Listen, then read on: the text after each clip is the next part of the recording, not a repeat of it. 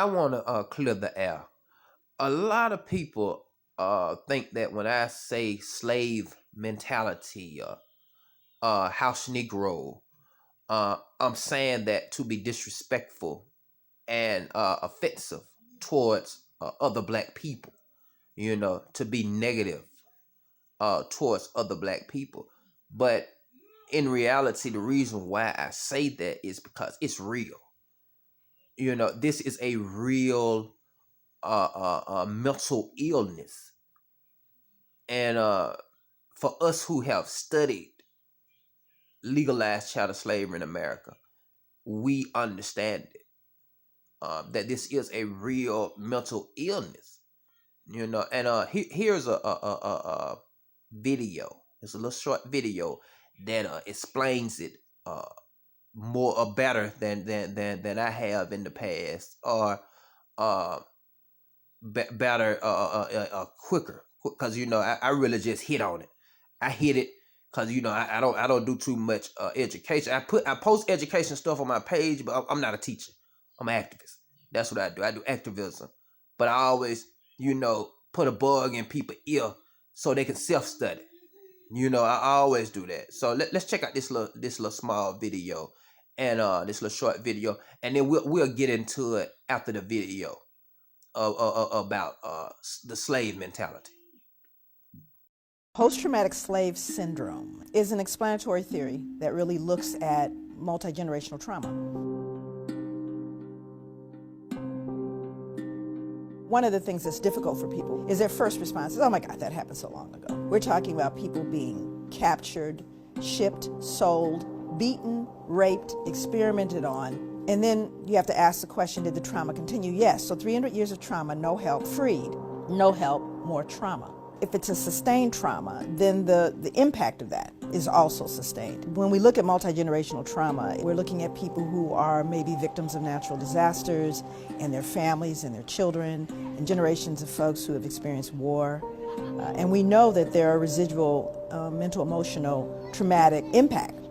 And what I did was I started to look at the African American experience, starting with slavery, as a real clear, long enduring trauma. I started to see that there were clear connections between that survival behavior and contemporary living in African American experience.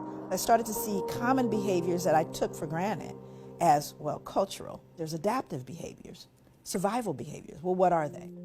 Let's just say 2019, you have a black mother and a white mother. The sons go to school together. They find themselves at a meeting.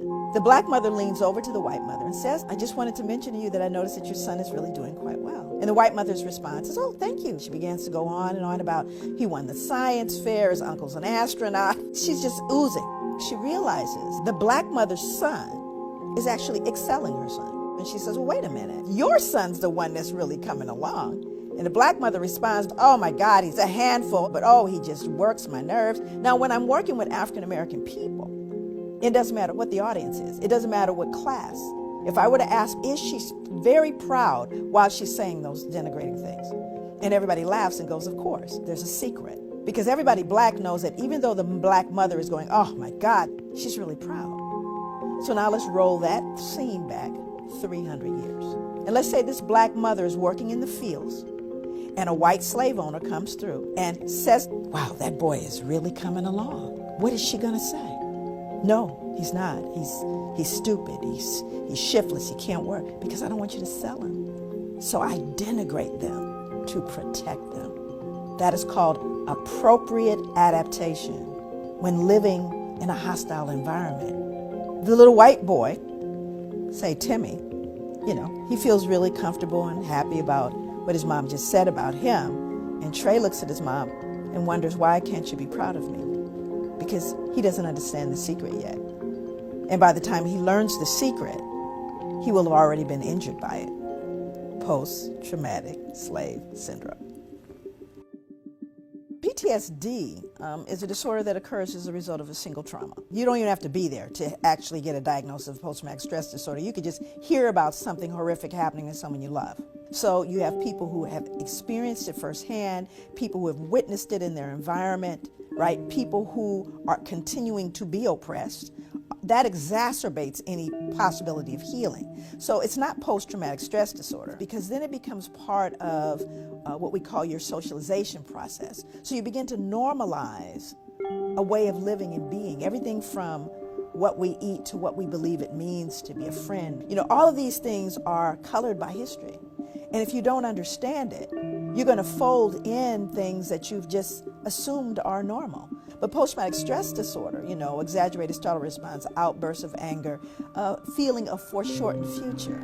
There was a point where there were, you know, African American children in different urban settings that didn't expect to live to be adults because they saw so much death, that they started planning their funerals like at 13, 12, as young as 10. When you start looking at the simple biology, you start looking at the impact of stress on health. And while we look at general stress, you know finances, you have illnesses, all these different things. How about being black? How does factoring in being black in America impact your stress level and therefore your body's ability to operate its own immune system? Because we know it compromises the immune system. Once you understand it, then you can deal with it. Because you see, it's habitual. You socialize. It becomes part of your being. So one of the ways you begin to address that multi-generational trauma is to work with the people it directly impacts, to hear from them. And when you give the people the information, they can use it. I think the first order of business is beginning to have a conversation. And the other is to educate the larger society. You have to stop the assault. So this is not purely a clinical thing. This requires social justice and change. That's where part of the healing is. It's not in a clinical setting or in a pill. It's in fairness and justice and safety and equity. We got to work with some of those clinical things, some of those issues of panic and anxiety. And we also have to deal with the fact that you have a system that is set up to oppress you and to continue to injure you. Both those things have to be dealt with. And they cannot singularly by themselves affect a change. They have to be done collectively.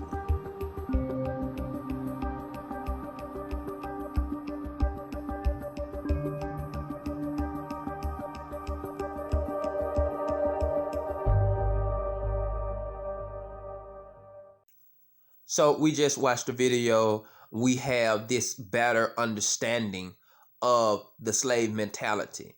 And like I said, don't take anything that I share with you or that I say with you. Don't just take it for face value. Go research it. That's the key. That's the goal, to self-educate. That's our whole kick. That's my whole kick. Is for us to self-educate. Study psychology. You know what I'm saying? Understand how the mind works.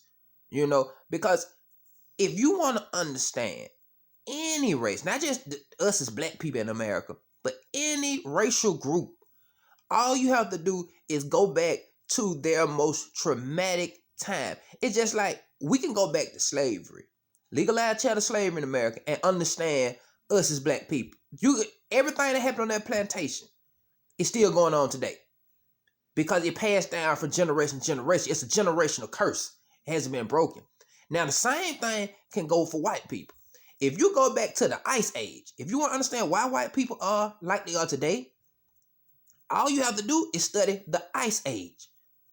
The way they had to survive for hundreds of years, how they had to live. That's why they are who they are today. Europeans, white people, that's why they are the way they are today. You know, so the whole thing is understanding the people, understand the past. That's why they say, if you want to know who you are today, or if you want to know who other people are today, other racial groups, study history. World history tells you why they are who they are today. And they pass these traits. It gets stuck in their mind. Anytime you deal with a traumatic experience, on a smaller scale, let's go on a smaller scale. Let's not deal with something as large as legalized chattel slave. Let's do an example. Just like the lady did on the video. Let's do the sister, like she did on the video. Let's do an example. If a person, no matter what age they are, from a child to an elder, if they are abducted, if they was kidnapped, taken, randomly snatched up, and put in someone's basement for 2 weeks, you know, straight up, nobody harmed nobody. They just threw them in the basement for 2 weeks, against their will. And when they was out their basement, their life would be changed forever. And unless they get some form of counseling, it's a good chance that it's going to have a negative effect forever on that person. Now, if you can understand that on a small level, think about on a larger level, all that our ancestors had to go through. We're talking about 100 years.